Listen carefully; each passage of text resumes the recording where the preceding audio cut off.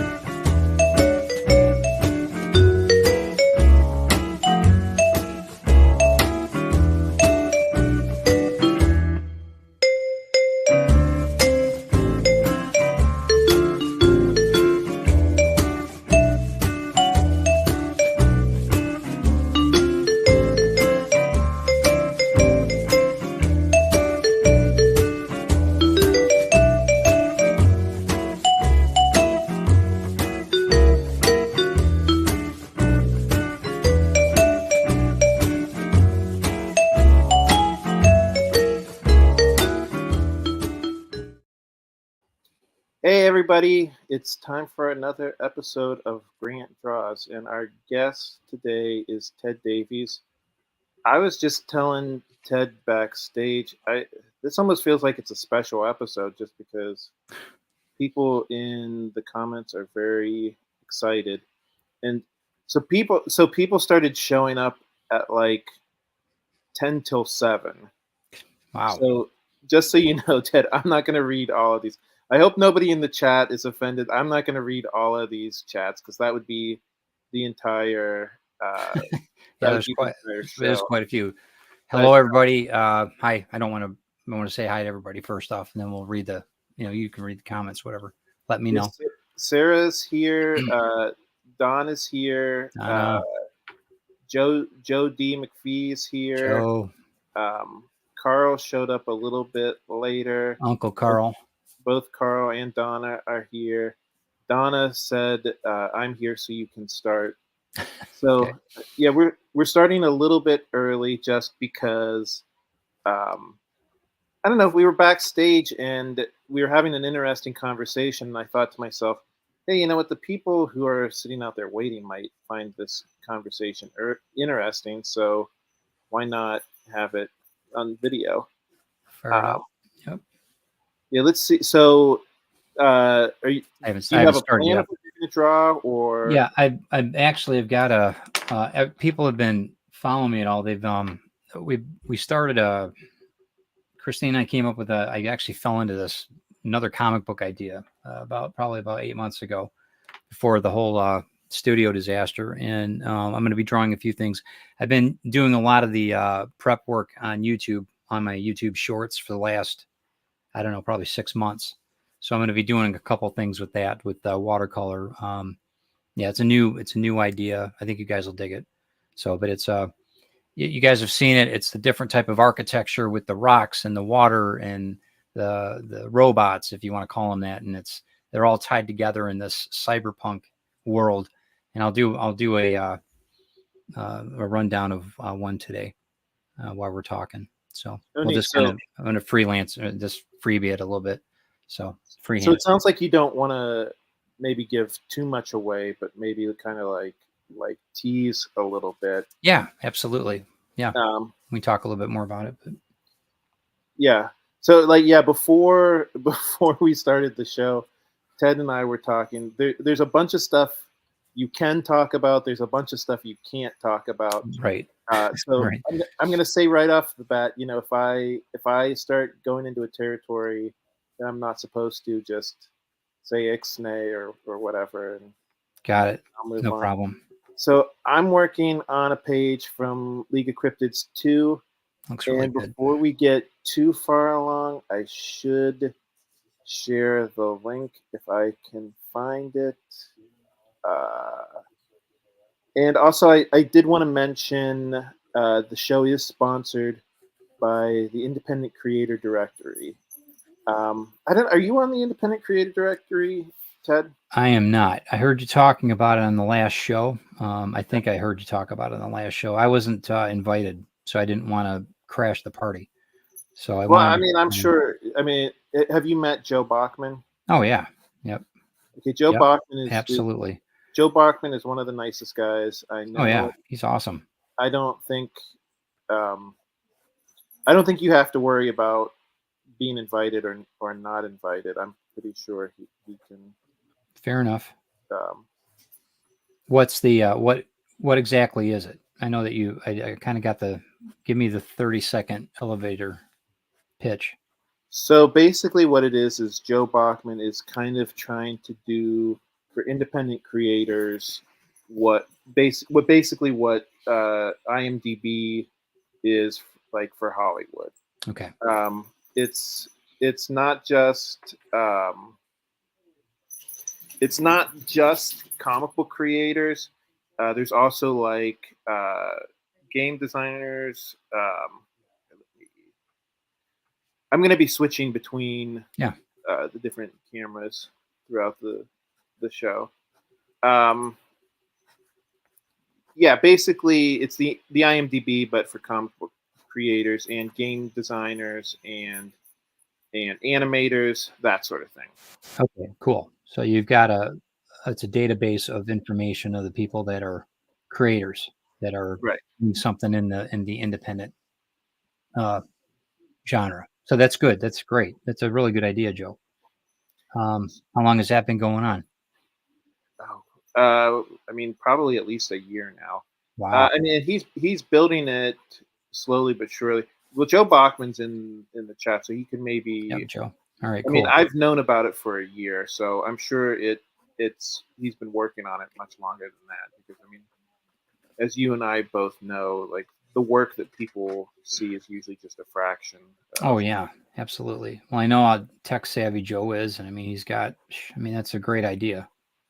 I'm sorry I missed out on that for the last year. I'm surprised that we didn't talk about it, but I've been pretty self-absorbed, so I can understand. So, Yes, Mounts are great. That's a great idea. It's a great idea. so that's probably one of the first things that I wanted to talk about. There for a while, it felt like you were kind of the king of Streamyard. Uh, Ah, you that's you and interesting. you and Brian K. Morris were kind of in a competition to see uh, who could who Friendly. could be Yeah. on Streamyard more. Yeah.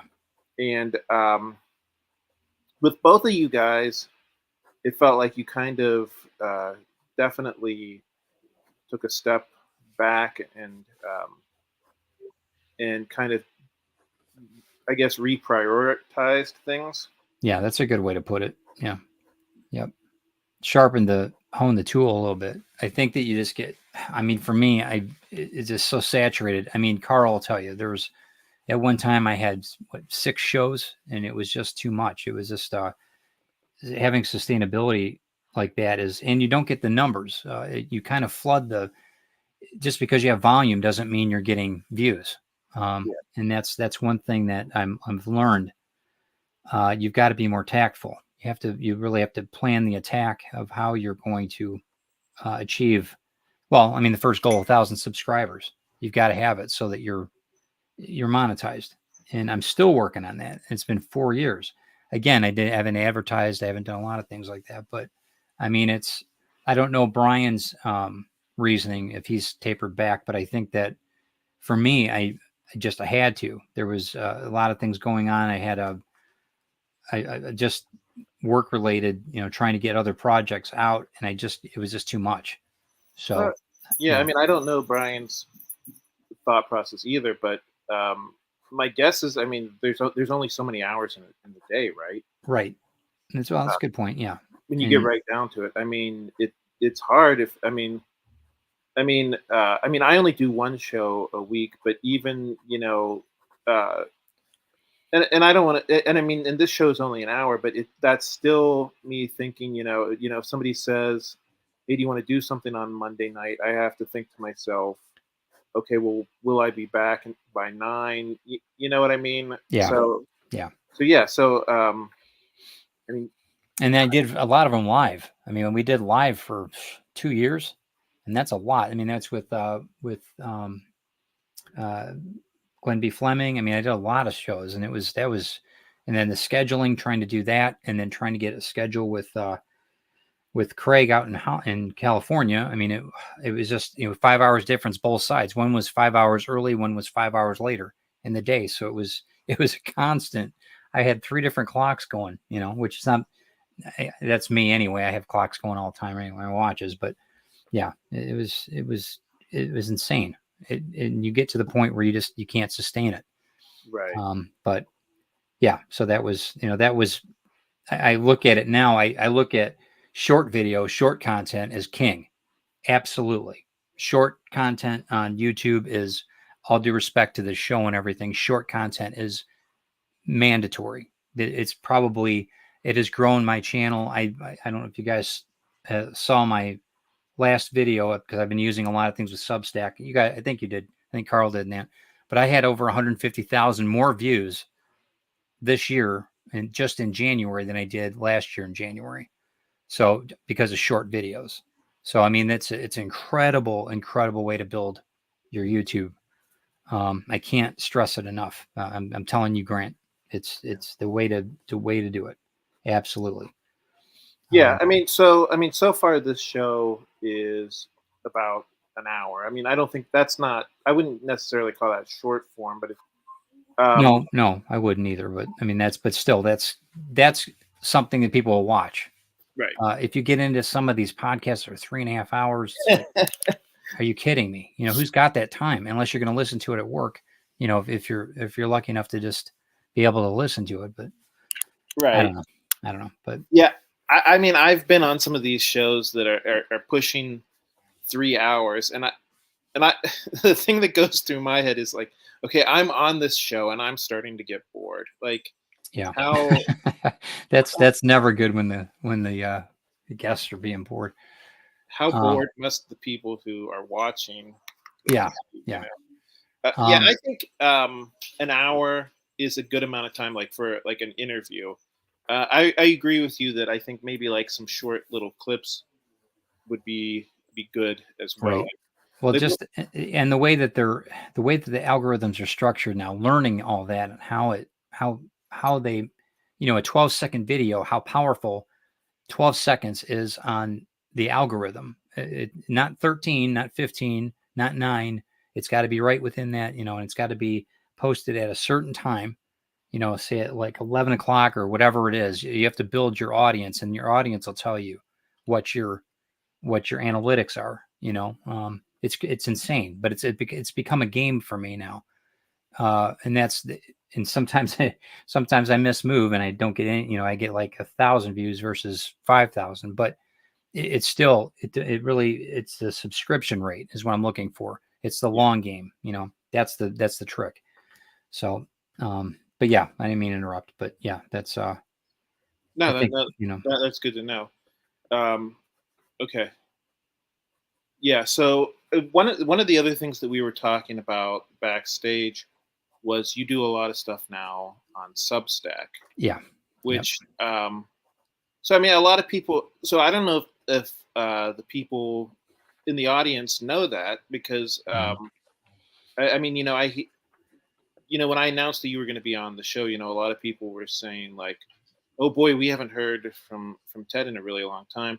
But I guess part of the reason why is you've been pretty busy over on Substack. I've been being plugged into that, yeah, but I've been working towards that. So I've only been live on Substack for say the last 3 months, but I've been working towards building a portfolio of work so that I can submit it on that. I mean, and I told you earlier why my method of madness on that, why I wanted to do that. Um, Oh, okay. So you haven't released a lot of the stuff. I've The released my main thing right now is podcasting on there. I've released other stuff. They've got 2 different formats on Substack. They've got the notes where you can just post daily, and then you have a weekly or whatever, multiple times a week that you can post, whether it be writing, artwork. For me, it's kind of a medley. How I am. I tell a lot of stories with my illustrations, so I'll put like a thought of the day maybe on writing, and then I go from that point on what I'm looking for with Substack to help people. Mainly, what I'm doing is I'm trying to interact with people, but to get them writing, because a lot of people are like, oh, I don't think I should be writing. I don't feel like writing, but they have a huge opportunity with Substack because the way it's structured, huge, huge. But I don't know if that made any sense or not, but Yeah, no, that made sense. I mean, I guess I have a vested interest in asking about Substack because sure. a few people have suggested that I start. I mean, I have a free newsletter right now, which I usually just use kind of for self promotion, just like announcing what's coming up. Right. Um, but a few people have suggested, like, why not do like something behind a paywall. Yeah. Um, well, first of all, I mean, how much do you charge, or how much are you planning on charging? Well, what I originally here's the rub. Um, it's so and you can understand this. I know that there's a lot of people that are in the same boat. YouTube, unless you've got 1,000 subscribers or you've got um, a separate income stream, say that you have sponsorships like I had or like I have, Cashman's Comics, that kind of thing, coffee shop, the coffee manufacturers, whatever. I would get um, some value in that back, because we weren't making any money with the revenue with YouTube. Right. With what Substack allows you to do is you can put your information, your information, your writings, your podcast, especially the podcast is really important because that's I think a key part of what I do. But the reason why I went with Substack is because you can do it immediately. You can make money the day that you sign up, and Right. the what I decided to do was take I did twofold. I charged $5 a month for um, paywall access. That's tutorials. That's the podcast is literally a personal podcast. It's me talking to you directly, literally. It's $5 a month or it's $50 a year. Oh, And okay. but that offers tutorials. I do a lot of things that I'm rolling out that are only going to be for that subscriber. It I'm still going to have short videos, a few maybe longer content on YouTube and that, but the behind the scenes, you want to see a Tuesday morning with Calypso, and me trying to get things done, trying to paint stuff and all this, the real hectic stuff, the behind the scenes. That's the core of it. They talk about vulnerability in branding, and I think that is it's huge because it shows your humanity, and you as a creator you should be monetized. There's a lot of I've had a lot of really awesome experiences that I really should be telling you about and I should get paid for. I mean, because it's going to help you. I don't think that marketing wise is a bad thing. I'm not saying, you can't give things away. I'm not saying that, but I just think it's a better plan for me. And I think that, and a lot of people want to support me, but they don't always want to buy my books. They don't want to always buy a piece of artwork for a few $100s. They might not have the economics for that. Right. Maybe they're building a business and they want to, which they can write off that money that they're spending the podcast. I'm not an accountant, but I'm saying check into that because it is a business expense, I would think. So, but there's, you know, that this made sense to me. And while I'm building YouTube up, trying to get to the point where I'm being monetized years later, I've got something building with Substack. Again, you've got diversity too. You've got different revenue streams, Right. which I've talked about since day one. You've got to have that, right? Right.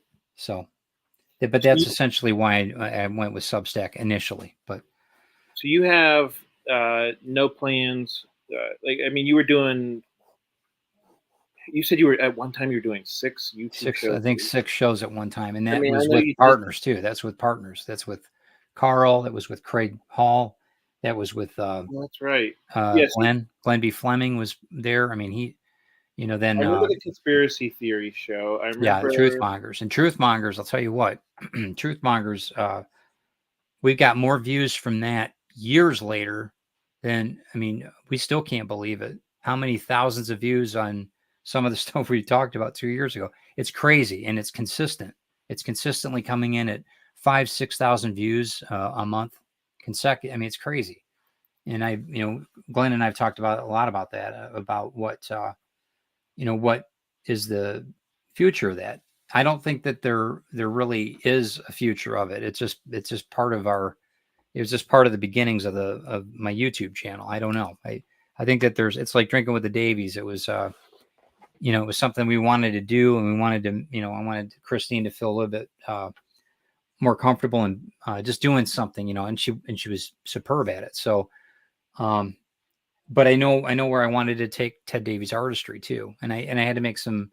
I just had to really focus. I mean, hyper focus on what I want to accomplish um, for it right now, especially. So, and that's why a lot of it. Carl understands. Carl knew I was trying to not branch out necessarily, but just bring it down a bit because he knew I was getting burned out. I knew Donna knew that too. But yeah, so you have to take care of yourself first, I guess, right? I mean, would that be something that you would maybe consider bringing over to Substack, like maybe the Truth Mongers or Drinking with the Davies or I whatever? I don't think so. I think drinking with the Davies has kind of run its course. We might end up doing something maybe a healthier, maybe not as addictive, something that we do. But I think that I don't really Substack's kind of its own thing. I want it to be more of a creative hub for writing and for artwork and for strategies for business. Especially with artists, keep them motivated. The other is more entertainment, which is great. It gets people thinking. Some people too much. The thinking on the truth mongers was some of the comments we got were kind of scary. Some of the Oh, people that really? came out of the woodwork were a little. I was like, well, okay, maybe that's maybe we should maybe taper back on that. I don't know if there's many. You know what I mean. There's some people that are just way off the reservation on some of that stuff. So, yeah. So I Yeah. don't think I'm going to. And I'm going to keep it.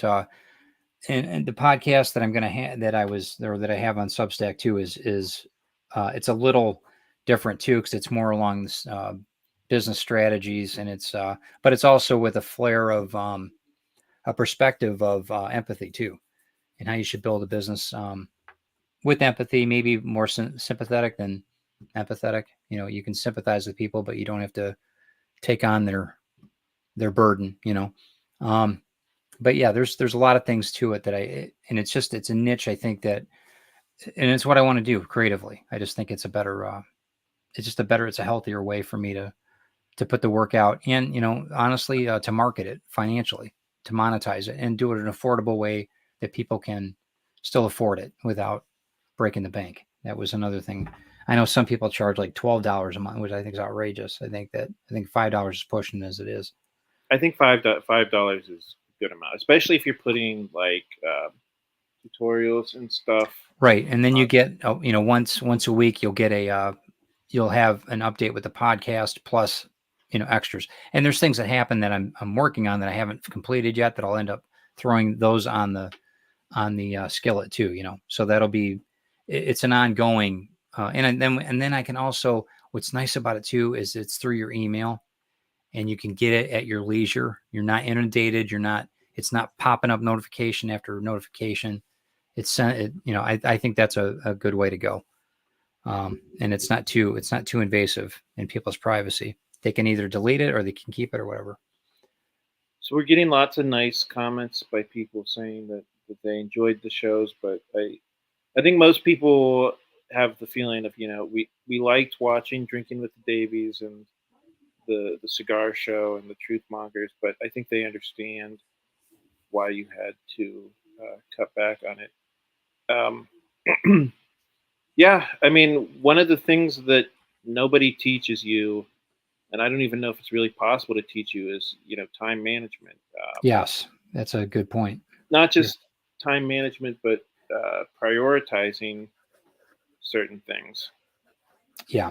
And especially with Christine working all day and then having to come home and then try to manage to the level that she was that she was doing that just in drinking with the Davies, not to mention the truth mongers was intense. I mean, we had to really go deep dive on a lot of these things. And it was to the point where we just couldn't, where do you stop?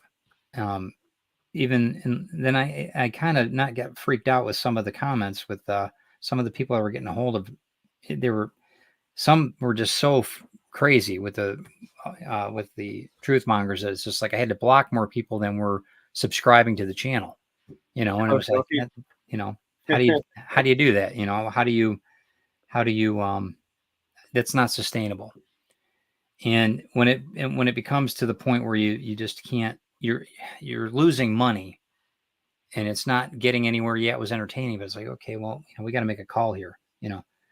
So it's a rough, it's a rough thing. But I am a student of Art of War. I think that you need to, if you haven't read that book by Sun Tzu, you need to. Art of War is a very basically the bottom line is if it's not working out, make sure that you take care of it immediately. Nip it in the bud. Do not let it fester because it'll just make it worse. And I think that it played right in business for me, in architecture, and it did, it has in the past for now, Ted Davies artistry. So, but Yeah. Um, and we were talking a little bit about um, Brian K. Morris as yes, well.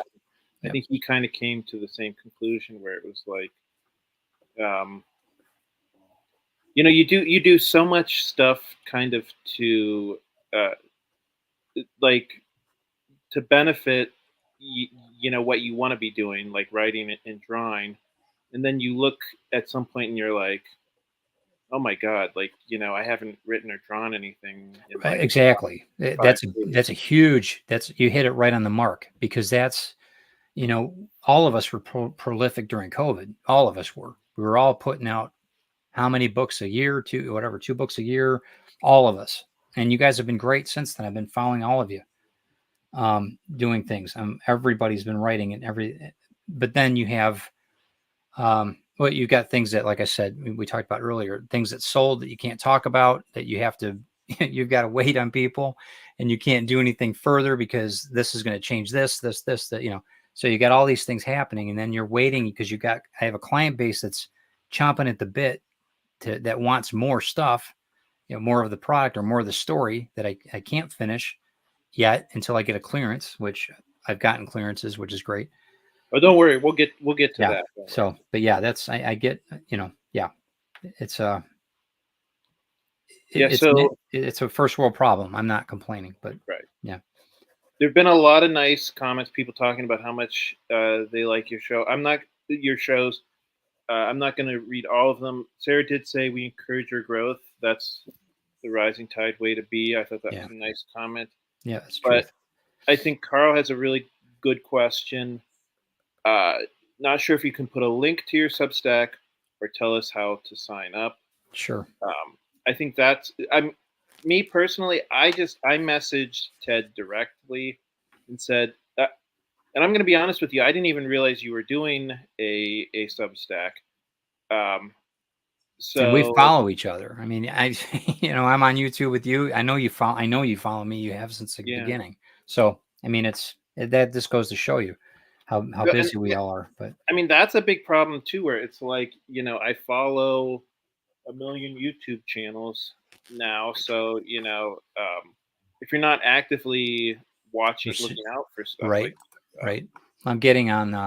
Let me get my link real quick. I'll send if you don't mind me posting it. no, no, absolutely not. Um, like I said, I messaged you directly. I don't think you mind if people do that. But if you have like something on your website or something where you can sign up for that directly, that would help. Yeah. Well, any of the whether it's Instagram or Facebook, you should have a link on there. And then I'm going to put it in the private chat. And if you want to share it out, you can.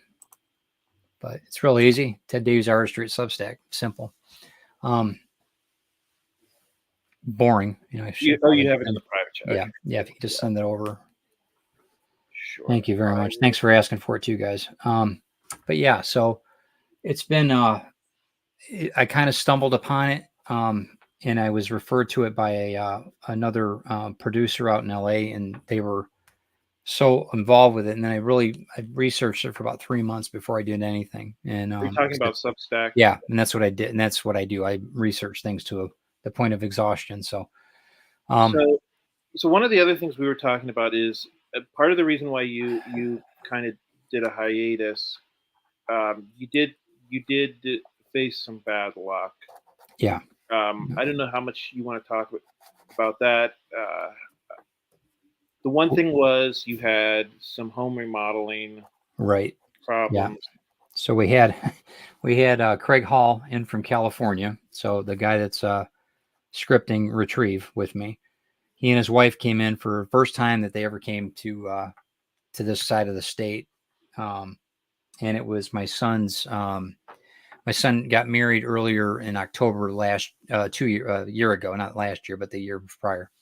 So in July they had purchased a home up here and right down the road here, and they had their wedding reception then versus October. So because it was summer, it was we're on the lake, it's great, right?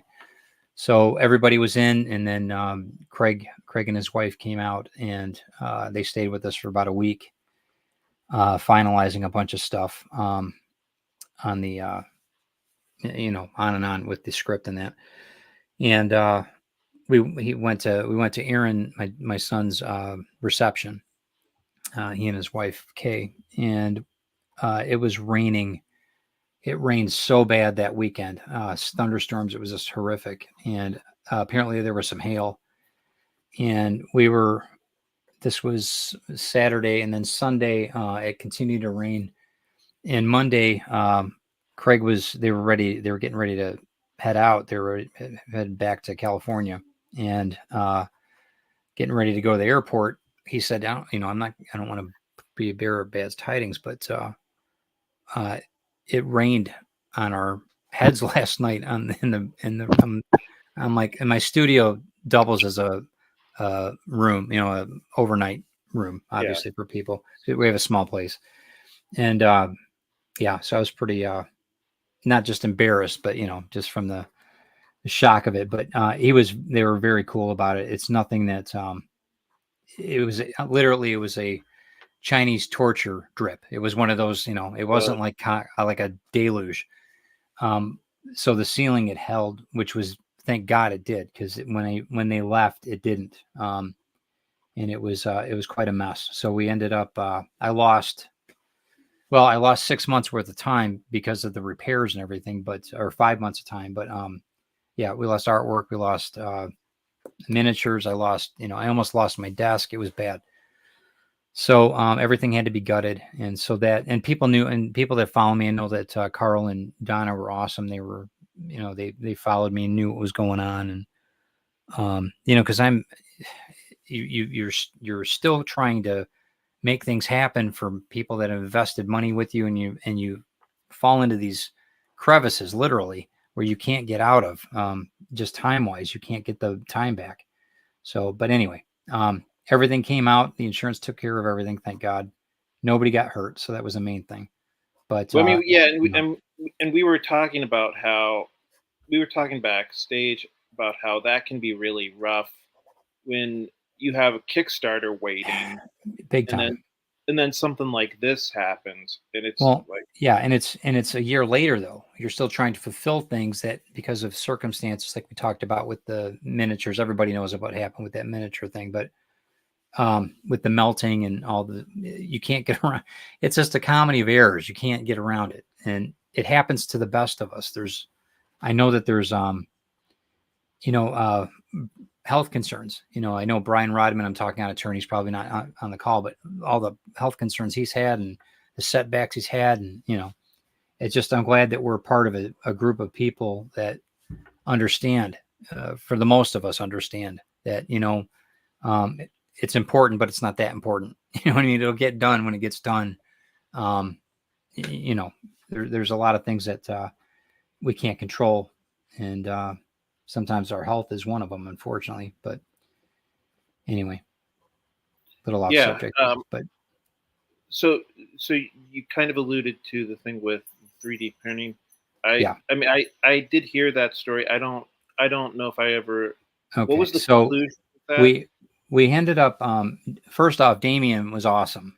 Damien makes excellent products. So first off, so don't, if anybody ever runs into Damien and he's doing any type of production work like that for 3D printing. If he still does, I don't know if he's doing that particular type of miniature printing anymore, but he was just awesome. So if you guys ever see him, I give him major props, and I consider him a friend. So, but what had happened was the material that he made, the material that the product, I guess it was the product, uh, had it's a water-based polymer, I guess it is. I'm not a chemist, and what happened was I had Donna's. Had the first miniature made. I had everything painted, ready to go. It was all set to, and I put it inside a clear dome that we had for the Kickstarter. There's this clear dome that these miniatures went into, kind of like a trophy case, dome, plastic dome, and they were fine for probably about, I want to say 3 weeks. And then one day I came into the studio and something smelled like it smelled like glue. It smelled like a resin, And I moved it off the shelf, and it had completely liquefied. The miniature had liquefied inside the case, and it melted all over God's green earth. It was an absolute mess.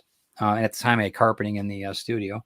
Won't make that mistake again. You couldn't even like recognize the statue. It was like literally like it was bad. It was bad. I took pictures. I posted it online way back, and that was and we had found out that because of there's a certain amount of water content that some of these polymers, they don't tell you, but if it reaches a certain humidity and it balances to that, if you want to call it frequency or whatever, it will reinstate the polymer, which basically means it separates from the resin and the catalyst, and it basically becomes mush.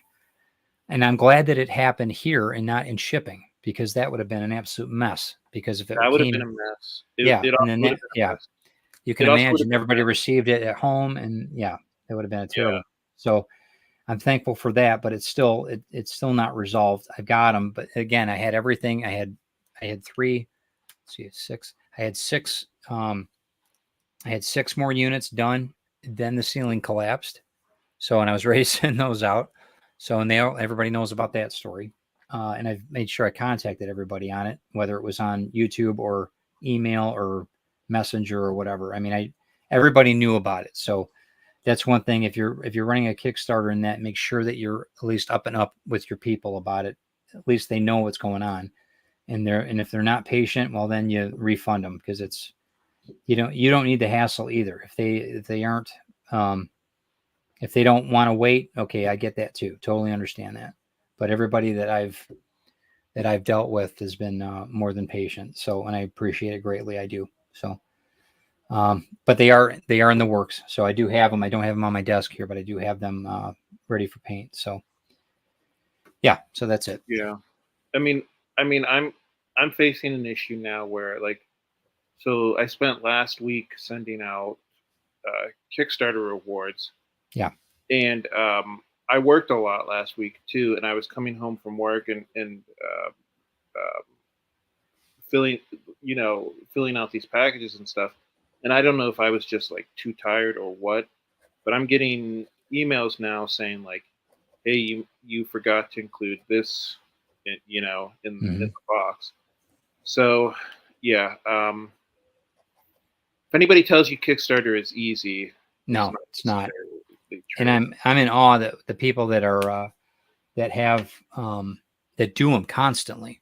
I'm just in shock, and they do it consecutively very well. And Eric, Eric's awesome. Everything that he did from Zombie World of Oz, it's incredible, just absolutely incredible. And he does it consecutively. Boom, boom, boom. You've done how many? You did 6? You've done 6 books? I did 6 issues of Beowulf plus the 2 memoirs of the Morbid. So it's incredible. This is going to be my 9th Kickstarter coming up. Geez. So that's insane. It's a good thing. I don't think that I'm going to be able to do that. I just don't know if I can handle it stress wise. And I want to be able to do it so that I'd rather have. Kickstarter is a prepay, which is awesome. but I see that in my future, I think it's probably going to be something I'm going to just do on my own. I think I might, but I have to kind of see how it goes. There's things that uh, I know what I want to do, and I know I might not have to do a Kickstarter in order to achieve it. So I have to kind of see where we're at. So So now, what are you talking about? Are you talking about uh, finishing the comic book, okay, or so yeah, so Retrieve right now, I've got books 3, 4, and 5 that are. I'm going to end up finishing those this year.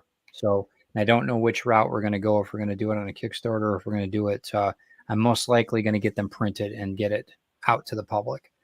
As of right now, I don't know though. It depends on a couple of things, but as of right now, that's where I'm looking at trying to get that resolved.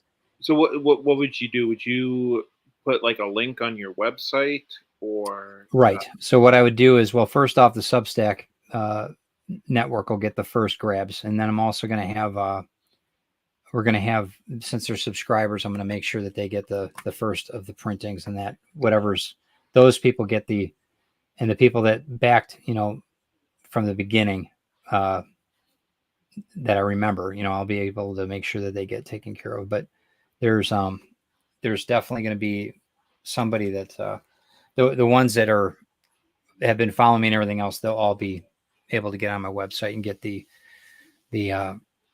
both the PDF or the books themselves. I've been tossing around the Grimm series has been really, really well received now too, and the third book, I'm going to have that out by fall, but that one's been kicking my butt because of the just the conversation part of it, the interaction with the believable part of it, and it's the interaction of the characters, and that's just something I'm working on my own.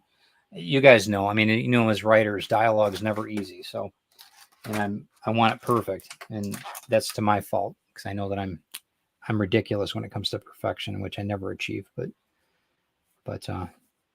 but yeah, so that's Retrieve. I'm working currently on finishing book 3. I've got all of them scripted out, ready to go, to have it so that we're ready to complete the series. I've had to wait a couple, well, a few, obvious reasons I had to wait. So, but now I'm ready to start moving forward with a few of the things with Retrieve so that I can get that put to bed. And then the series after Retrieve, which is a continued. you sound like me? Yeah. You're planning like 5 years in advance. Right. Oh yeah. Oh yeah. I've had that, and it's been a storyline that it's going to continue because of the nature of what it is. I mean, you have to be able to continue this particular storyline because it's Retrieve's such a if people don't know what it is, it's a continuation of life, and it's you never it never ends, literally. With the first book, the first series, you can't end it. You just can't do it. It's not you can't you can't. It's just too much. There's just too much material. So, and it's hard to do it with just in five books. That's why it's taken so long with the script and how we've been writing it, because it's such a different um, story. It's having it in a comic book was a decision I made early on, and I think that it was good, but it was also hard because you can only put so much in a comic book, and I don't want to do a 20 book series. Right. I don't feel like doing that. Yeah. I don't have it in me. I don't have it in me to do that. So So yeah. So I must be. Oh, you know what? I'm gonna put me on. yeah, My cat is back here. Oh, where's he going? cool. There's my that. I don't know if you've seen Yoshi before. I She's. think did you post? Yeah, you posted a picture, didn't I you? post pictures. I Yeah. post a lot of pictures. Yeah, I don't know if you know that Mooney, who is the subject of Yeah, Beowulf, passed I away. was there. Yeah, I was there when all that went down. I felt terrible. Yeah. And Uh, I know you were not in the right state of mind to hear any condolences or anything, but yeah, I made sure I wrote something on it. You can check. I'm not lying. that actually kind of segues into what. If you'll allow me to be self-indulgent for a second, Sure. Don and Carl and Donna all read Beowulf 6. I had a little bit of a heartfelt tribute to Mooney. Awesome. Um, a lot of people are saying that they started crying, which I definitely cry. I'm sure. I I've read I mean, you have to reread your own comic book 100 times, and it's every time Absolutely. I read issue 6, for editing purposes, I Just tore you up, I'm found sure. myself Yeah. crying again. So I appreciate you guys saying that you guys enjoyed Beowulf 6. I'm very proud with how it ended. Um, and then there was a question in here from someone. Oh, here it is. So Jody McPhee uh, asks, "Did you put your involvement with Comics Unlimited on hold?" I did. Again, I kind of overdid it. And I told Glenn what was happening was Glenn has just an incredible property with that. He does so much work with the overall, just the investigation of it all. He knows so. If you cut that guy open, he bleeds comics. I mean, it's incredible what he does and what he has done over the course of the whatever it's been. I mean, his whole life has been comics for 40, 50 years. And I was getting to the point where I wasn't keeping up. And I'm like, I can't do this to him because it's not fair. Then the roof caved in, literally. And I had it to the point where I'm like, you know what? I'm just going to pull back. You go ahead and do your thing and we'll recap it in a bit. But I haven't had time to even consider going back to it. He is a force to be reckoned with. Amazing guy. I don't know how he does half of the stuff that he does. And I'm gosh, what am I? 20 years younger than him. So I mean, I don't know how he does it. But yeah, so it's from my end, it's on hiatus. For his end, no, it's still a go. And if he wants me to add something here and there, absolutely I will. But right now, I just don't have the time to do it. To be honest with you, I've had other things that have come up, um, and that a lot of it's like you said, managing your time too. I've got to be sensible, and I have to make sure that I'm using uh, the the adage of if it's not if I'm not putting 100% in, then I shouldn't be doing it. And maybe you guys understand that, maybe not, but I can't. I really can't be part of it if I'm just half-assing it. I just don't feel right about that. I don't know what Yeah, you guys think, but what it sounds like to me kind of happened was maybe when you first start doing these things, you get a lot of offers like, hey, would you write for my magazine? Would you yeah, like to do a podcast with me? Would you like to do a streaming show with me? yeah. And you start saying yes and yes and yes, and not realizing like, oh God, I volunteered Where for where 50 does it different end? Yeah. Well, and and then and you get to the point where you can't. You feel like you're letting people down, and they can't do that right. either. So, and we all done that, right? We've all been that in that. You know, I think that we've all had similar circumstances, and I don't want I don't want his properties being ruined because I didn't fulfill my side of it, if that makes any sense. But I don't think that's fair to him. I don't think it's fair to the readers. So, but yeah, we haven't really. I mean, it wasn't really like a super discussion that no, I'm out or anything like that. It was just more so I just don't have the time right now to do anything with it, and I don't want him to slow down his production because he's got just such an awesome. I mean, you all have purchased it. Yeah. It's such a great material. So, and I think it's a real service to the industry. I don't know how many issues he's got left, to be honest with you, in him, but I think that we're definitely I'm definitely going to read them. I'm definitely going to buy them, even if I'm not involved with them. Uh, the production of each one of them. But really good guy though. He's a stellar person. You guys know. So Yeah. Well, Sarah said something. She said, you have to balance out yes and no for your well-being. I think yeah, that you do. You that's do. really good advice. Maybe even not necessarily um, balancing yes and no, but so much as just reprioritizing. You know what I mean? Yeah. Saying this thing is a priority, and this thing isn't a priority. And I mean, I'm sure if there were 100 hours in a day, you would love to still be doing uh, Glenn's magazine, but you know, you just have to prioritize. Right. I mean, honestly, if it was the only thing I had on my docket, that would be great. But I just don't think it's fair to the production of his book and saying, oh yeah, you got to run it past me. I got to edit everything. No, that's not the way that's not fair. He's put in all this work, and there's other writers, there's other people. I mean, Jody's done quite a bit of writing in there too, and it's to have him waiting because I haven't gotten off a piece of writing for this issue. It's not, and it's ridiculous. And we're waiting, and I just can't get it done in time. It's not fair. Whether it was me or whoever, I mean, it's Right. just not fair. So that's where that's at right now. But yeah, I don't have any. Yeah, Glenn's awesome. I mean, I consider him a friend, and he's a good guy. So we've talked a lot about the stuff that you don't have time to do. Yeah, Oh, we we talk, we shift a little bit, and I'll tell you what. I mean, it's 9:45 now. I yeah. hope you don't mind going a little bit over an It's up hour to you guys, whatever. Yeah, I'm good with that. because I Yep. mean, I feel like this has been a really good conversation, and I feel like we're learning a lot. Um, what was I going to ask you? Yeah, so you've been working on a script, Right.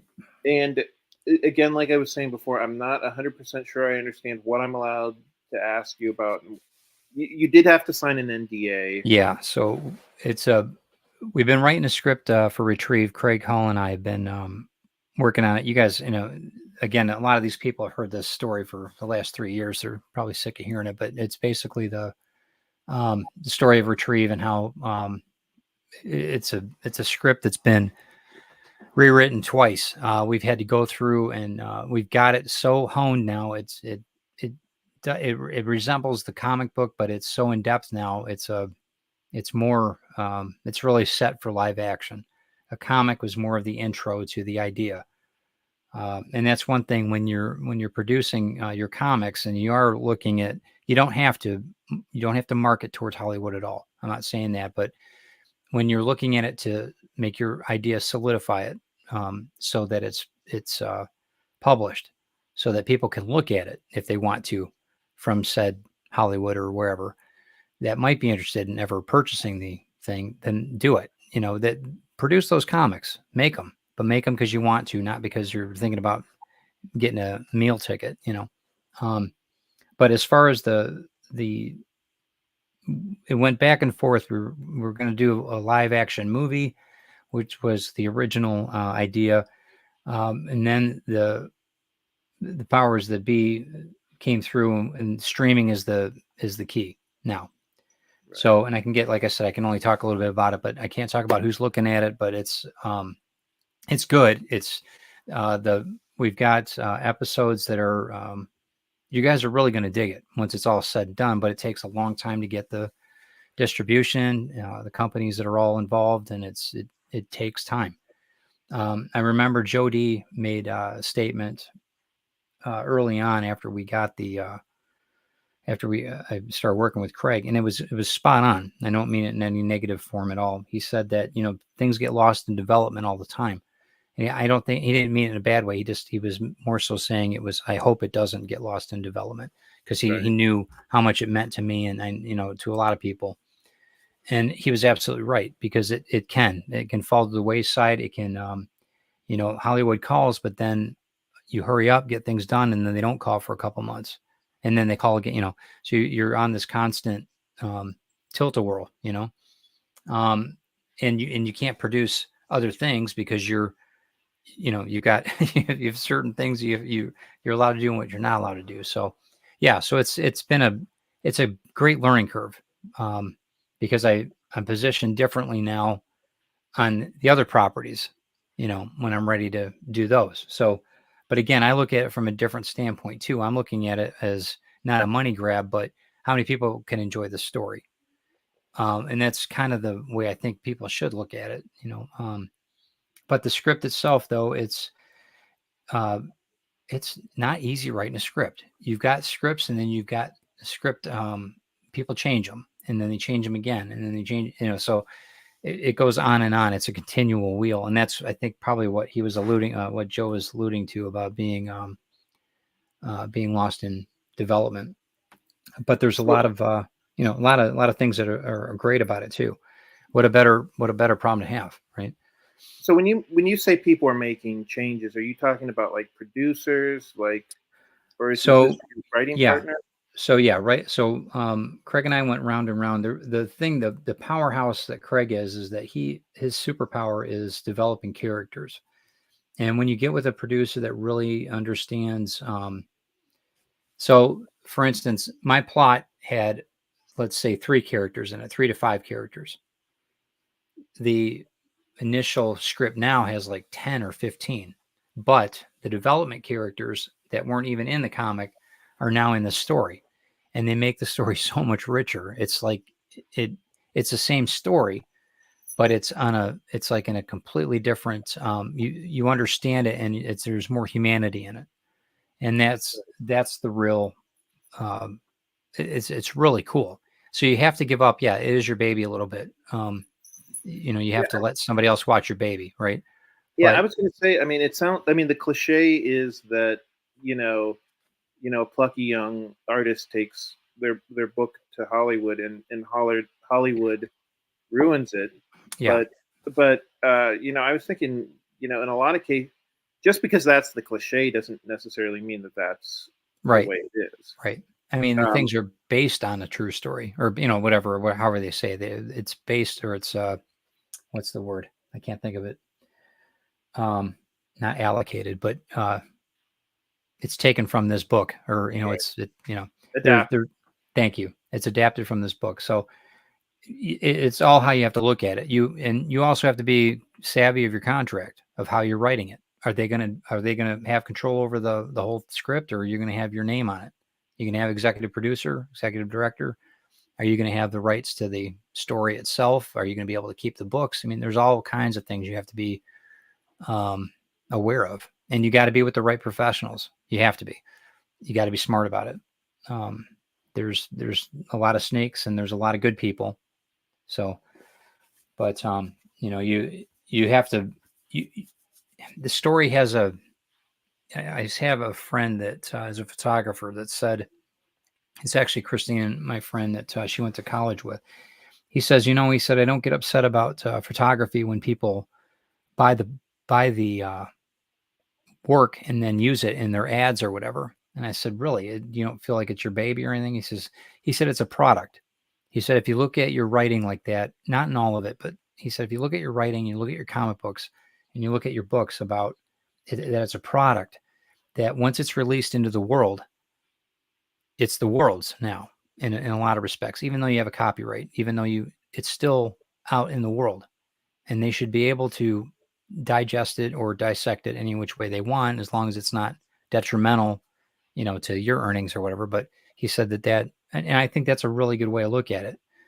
If you look at your story, once you put it down on paper, it's especially online now, digital, it's there.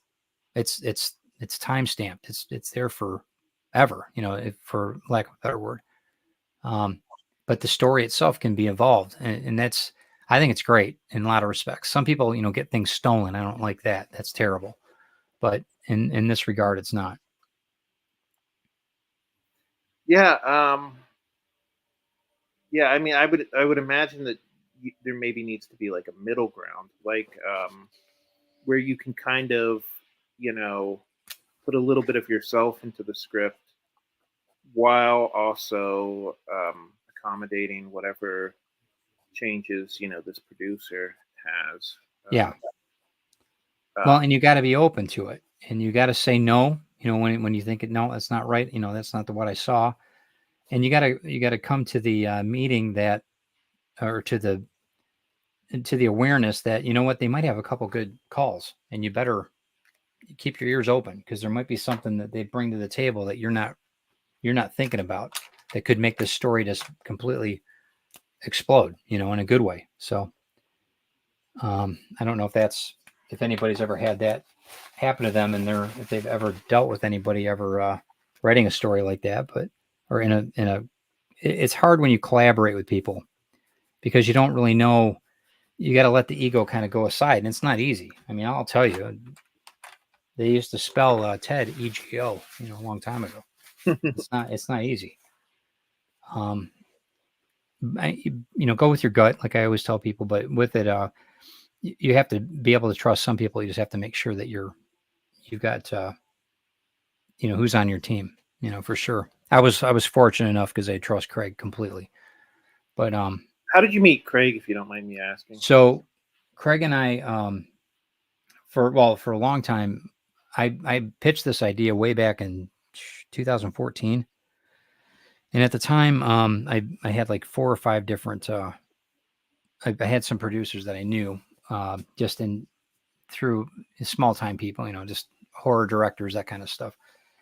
And I still pitched it anyway, just because you never know who you're going to bump into. So, and I forget how I got the email, but I ended up sending Craig a synopsis of it. And he ended up sending me a thing back. He said, it's a great idea. He said, but I can't even look at it because it's not published. And that's something you're going to find in a lot of they won't look at it because the idea could be stolen by Right. them by accident, because they're looking at something that they might think it was their idea later. In total honesty, you know what I mean? They might come up with something that's similar, and they it's just too dangerous for them to be sued, and it goes on and on. So That's um that's kind of what happened with Marvel and DC, where it would be like they like if you try to give a script to like an editor at Marvel or DC, they just say no, I can't look at it, because what was happening was people would give them super general yeah, like right, ideas, and then 3 or 4 years later, there would be an issue of like not even one of their bigger titles, just completely by coincidence, and then those people would end up suing, so right, and rightfully so, right? Because you don't. I mean, what are they? Yeah, I mean, how do you do? How do you base everything on that? But it's yeah. So getting it down and getting it into a book. You and I were talking before we got on air about making comics. Make the damn comics. Just make them, produce them, get them out there. Make sure that they're in production so that you've got a tangible analog copy, if you know what I'm saying, or versus digital. Something in your hand that you've got a copy of, that you published, that it's got a stamp on it, timestamp, because that's yours. That's your ticket, for somebody else to read it. Um, and that might have a means to produce it into something. It could be an animation. It could be anything.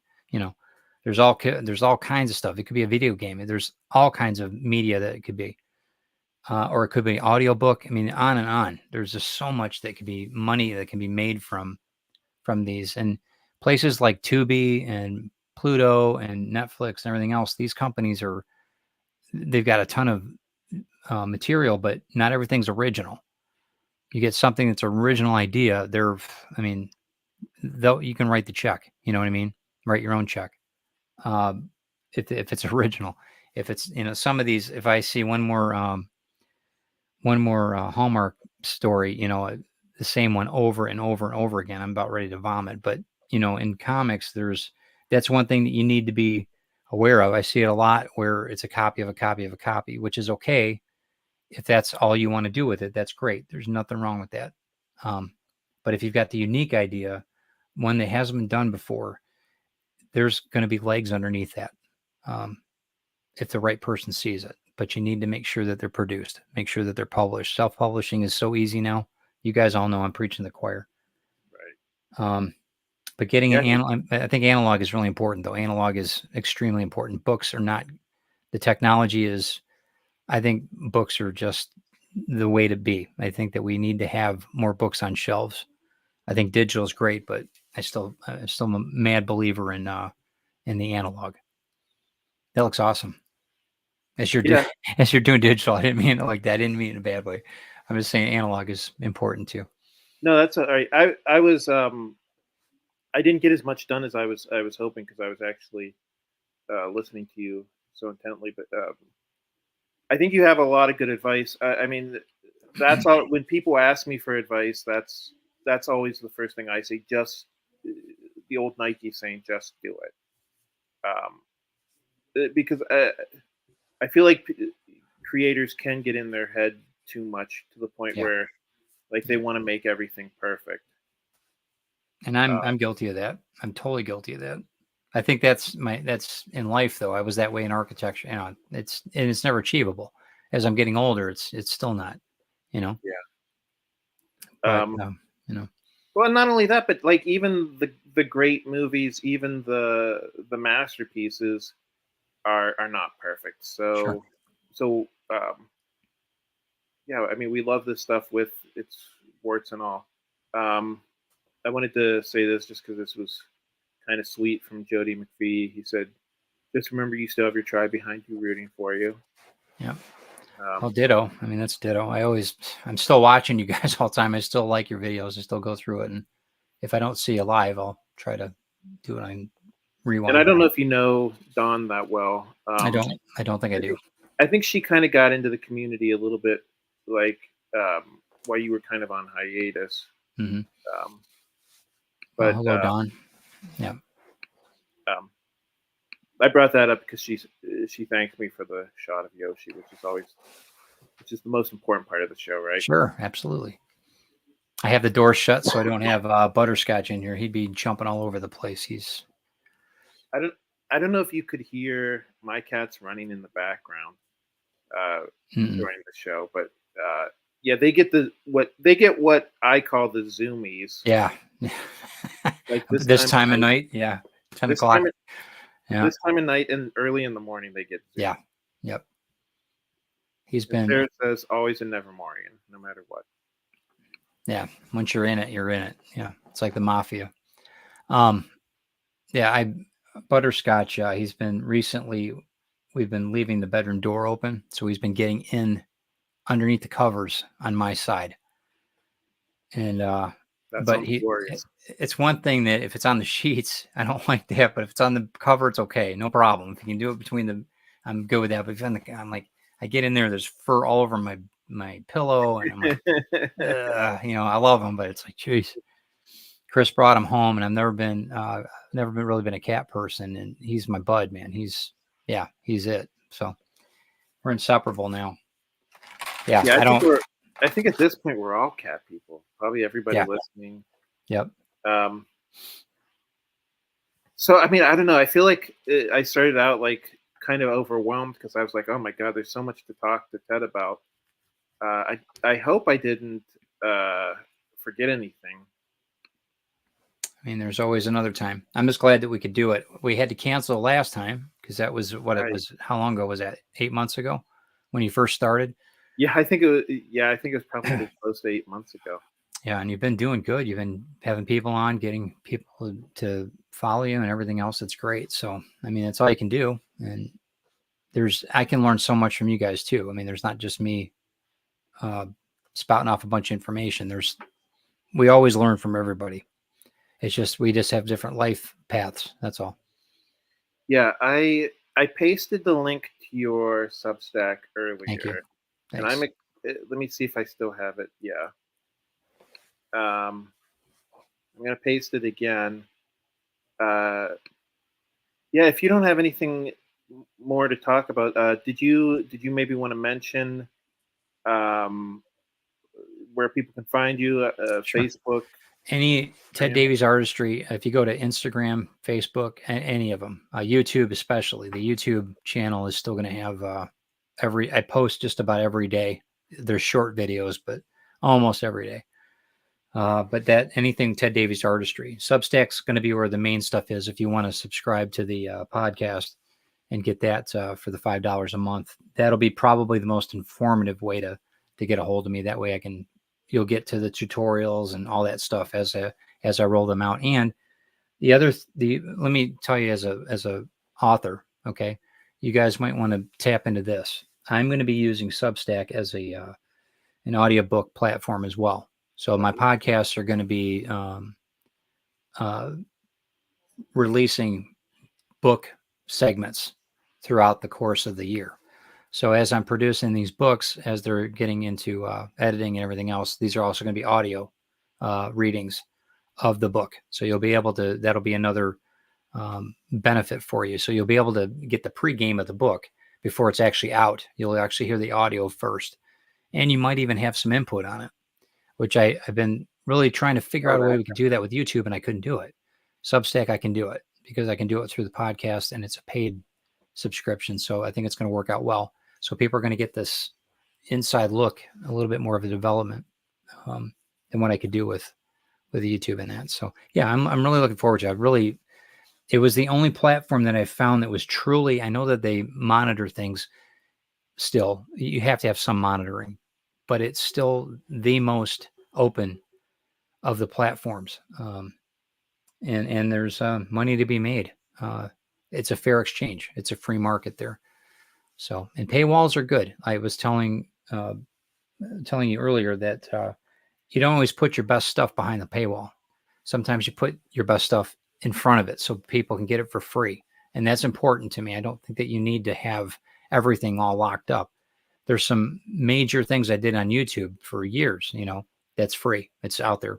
But some of it, like I said, on Substack is going to be, it might be free, but a lot of it's going to be behind that platform's firewall, or paywall. But yeah, so that's my business strategy. So I'm sure you guys have a few different ones too. Thank you so much for being on the show, Ted. Yeah, my pleasure, man. Thank you to everybody who sat and watched. It was a good, active chat. Sometimes people sit back and listen and don't really chat, and that's okay too. But this was nice that everybody was very active. It's good. It's always good to hear from everybody. It's good to see old friends here, not old people. Yeah, I think people. I'm an old people, but yeah, no, it's good. I think people missed you, Ted. Well, I mean, I've been around. I'm here. I'm still posting stuff. It's just a little bit different format. But yeah, check out what I'm doing. You might be surprised what hits the Substack. You might be surprised. Yeah, I'm going to check out. It's a great format. It's a really great format. You get a lot of good ideas too, and you have I think it's a really good an area and it's one thing we're evolving. I've been talking about that too. You have to find platforms that are going to resonate with you. Some people like Twitch, some people like TikTok. I just wanted something that I could get into where I could read, I could really see besides YouTube, not just all video, but to see what else was available. And yeah, I think you got to check out. You have to find your niche if you want to. We've got a good following. We got a good tribe, like Joe was saying. Ted's tribe has been awesome. You guys have been great. No matter where I've been, everybody's always followed us. But Instagram, it's good, but it has its setbacks. Facebook's good, but it has its setbacks. There's a few things. Twitter was I got rid of that a long time ago. But I hate Twitter's my least favorite as well. I have no allegiance to that at all. Yeah. A couple different people mentioned the green room. Mm-hmm. Just throwing that out there. If you have a night sometime, like we a Friday might do night that. when you're free. We might do that. We haven't. I haven't seen any of the. I haven't seen any of the connectors to get on there, so I'll have to look at it. We used to get them right after drinking with the Davies because Carl was on, and then we'd see it. Well, that was perfect timing, right? Yeah, right you after. Yourself a bunch of drinks, and then and then you'd be ready for the green room, right? Just send a link. Send us a link on Messenger, Carl or Donna, if you guys are doing it. We'll see if we've got time. If we're not, so a lot of the things too, we've been because the kids are living up here now. My son and my daughter-in-law, they've been here. They've been over on Friday night. We're correspond doing things with them or whatever. So, but yeah, absolutely, and they're always fun to hang out with. So I mean, I'm not gonna lie to you. I haven't been on the green room in a while. It's I was never a regular though. But Don, this might be why you moved to Discord, huh? Oh, cool. Green I didn't Moon know that. moved to Discord. I guess Facebook did away with the feature that they were using, so now they're on Discord. Discord. That might be why. Okay. Yeah, that's probably why. So I'll have to. Well, give me the information, Carl. Well, I'll let Chris know. I know she wanted me to tell you hi to everybody too because she hasn't seen anybody in quite a while either. She's been busy. We've both been super busy with everything. So, and we just, how it goes. Life gets in the way sometimes. Good things, but it just gets too busy sometimes. So Well, I think when you sometimes once you finish this script, I think once we're able to put the things and other people have taken over and I can do other things with it. Yeah. Then I can breathe a bit. So, but I'll give her hugs. Yeah. So everything else has been great though. I'm glad that you're doing well. Your health is good, my friend. yeah, I hope, it's never an easy road. So yeah, hopefully, and taking my I'm liking that you're doing all the shows, man. That's great that you're doing the comic shows. I'm going to be heading out a lot. I've got quite a few things that are happening this year. I'll announce it soon, but this year's going to be super on the road a lot this year. So, yes, and yeah, any invites, let me know. If you guys are looking for artists or whatever, let me know. If you want any guests or something, let me know. yeah, I've got two spots right now in the summer. So let me know if anybody's interested in July. I think July and I think September, well, summer, end of September. But I've got 2 open spots there. The rest are booked. But right. Yeah, and Ted can't say this because of the NDA, but it turns out Christopher Nolan is directing his script. I'm just joking. yeah, right, sure, yeah, I'm just joking. yeah. But I think that's it for tonight. Thank you so much for being here, Ted. It's my pleasure. Let's do this again sometime. Yeah, Don't be such a stranger. I won't be. You guys make sure everybody stops by Substack and gets on email. That's the big thing, and then we'll correspond that way. Yeah, let me know, and we'll put a couple months. Let's see where we're at in a couple months, and see if we can't do this again. Absolutely. The sketch I did was a comic that we're Oh, working. you know what? For, yeah, I wanted to show that again sure. before. This is I'm assuming this is finished. You signed it anyway. yeah, I did. Yeah, these are I'm still working on the concept drawings, but I've been working on these for about a year now, and this is a series that we're going to be bringing out. We're not The working title is called Tins, TINS, but we're not quite sure if we're going to continue with that name or not. But it's essentially I don't like post-apocalyptic stories, so I'm not going to say it's a post-apocalyptic world, but there's a group of aliens that come down to a planet. They have a lot of trash, and the only way they can survive is by making armor and making buildings that they can live in, because the environment's so bad, and their whole job is to clean up the world, not necessarily Earth, but a world that's gone to pot. But the remnants of a civilization that was there, mainly tin and metal, and yeah. So, and the only way that they can survive is through this. And we've got a ladybug in here apparently, so that's a good sign. I think it's one of those Japanese beetles, so that's not good, but we'll take it as luck. It's good. But yeah. So anyway, tin. I don't know if we're going to keep that name yet. That's one thing I'm trying to copy right now. I think it's too much like Tintin. So I don't know. I'm gonna kind of play around with that a little bit more. But the concept is that. So there's a couple other underlying things that we're doing with it, but this is a ways out. This is probably about a year out before any work gets done. So we're getting there though. Just fun, just something. It's not a real deep story. It's just more of just to think about it and produce it. There's gangs. There's controlling aliens. There's all kinds of stuff like that in it. So, and they have to contend with this barbaric world that's been changed by the former owners of the planet. So It sounds fun. yeah, it'll be cool. The colors it should be a good experiment with watercolor. I'm looking forward to that because it should be fun. There's going to be a league of characters that'll be the same. It'll be a corresponding group of funny. Some are sad, some are funny, some are mean, some are nice. It'll be a good conglomeration of characters. But the architecture's fun, being my background, and I love anything cyberpunk or steampunk. So, and it's a little different. If you don't come on my show again before that, I definitely want to have you on when this comes out. Sure, yeah, we'll do that. That's a sure thing. Yep, absolutely. But yeah, so it'll be a fun thing. Having these beings build something because they can't survive the environment. and how they become as creative as they are with what remnants are left from the prior residents. It's going to be fun. I think it's you might be some of it'll be really funny what they build out of what they're building out of something. So yeah, we'll see, but it'll be a lot of fun. All right. Well, thank you so much, Ted. Have a great night, and Yeah, you too. Thanks, we'll guys. be We'll talk back to you soon. next week. Yeah, we'll see you in the stacks. Thanks. Good night.